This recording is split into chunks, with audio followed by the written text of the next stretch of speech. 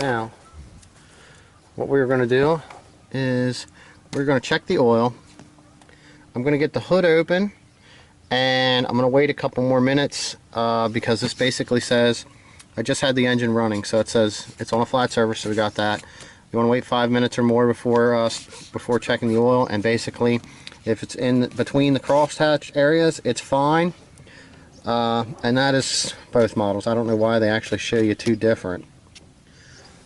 So let's get this thing opened up.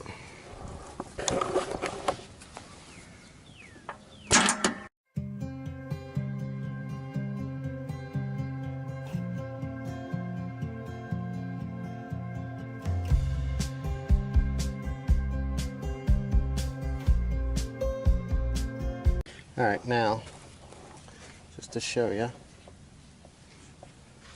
the engine oil shows you on the photo the location, and this is what you're looking at. That's probably why they show the different pictures, because the motor looks a little different.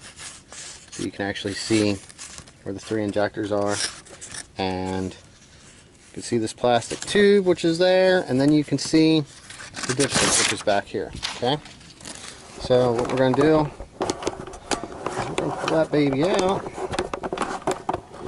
wipe her clean.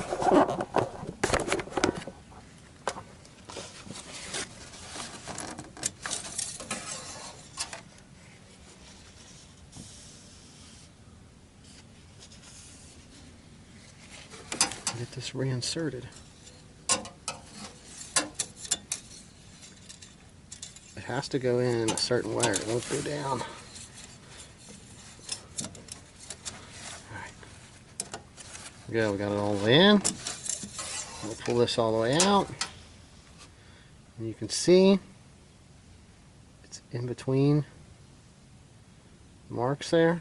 I don't know if this is looking like it's farther toward the bottom because I didn't let it sit here and settle down long enough or not, which is what I'm assuming. So I'm going to check this some other time when it's not running, but that's how you check your oil. Now your air cleaner, which this is really easy stuff.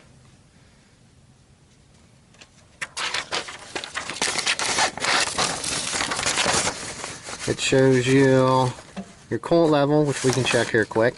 Then it shows you this, which is this. I'm sure that what this does is it lets air and stuff flow out.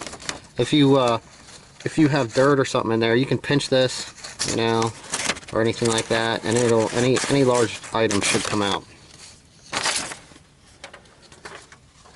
Being that this has 10 hours on it, I'm sure there is no dirt inside this air filter at all.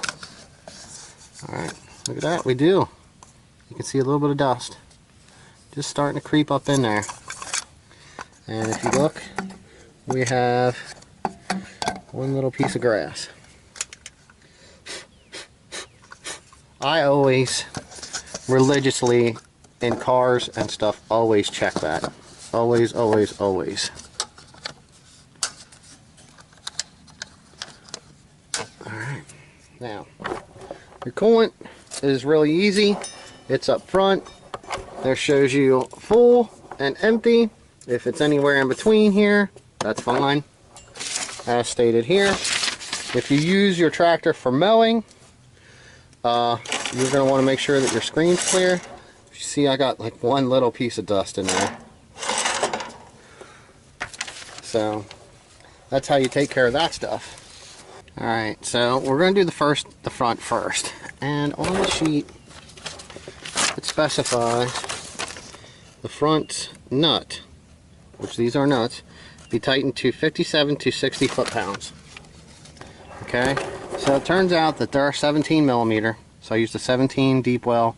That's a 6-point, and I have my gun on my foot-pounds set to 60. So we have our gun set. So what you want to do is you put this on here. And I'm sure it's going to be no different than any other lug wheel you tighten. You're going to want to work it in a star pattern. It's nice and tight.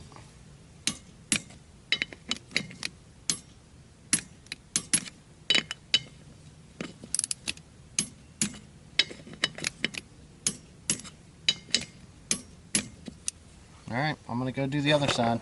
Alright, now we are at the rear, and I'm starting with the nuts first. And they want you to tighten the nut to 123 to 140. So now, I mean, that's pretty tight, so 100 foot-pounds is usually what trucks and stuff get torqued to. So to torque this thing down to that is pretty tight. I did set my gun at 130, and we're just going to hit this just like this.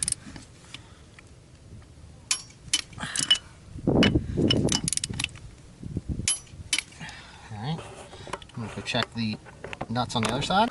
Alright, so I readjusted the torque wrench to, it says the bolts are 145 to 166.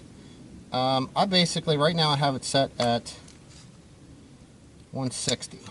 So, I mean, that's plenty tight. Like I said, you will lose a little bit through the extension.